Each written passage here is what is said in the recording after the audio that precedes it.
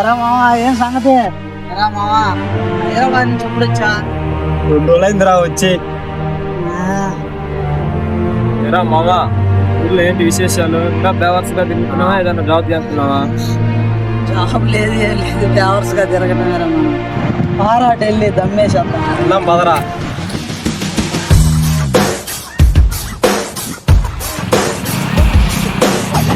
రెండు క్లబ్ సిగరెట్లు ఇవ్వండి.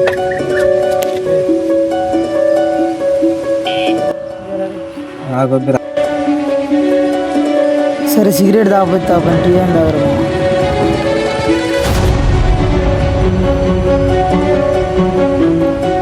ఏందిరా మరి సంగతిలో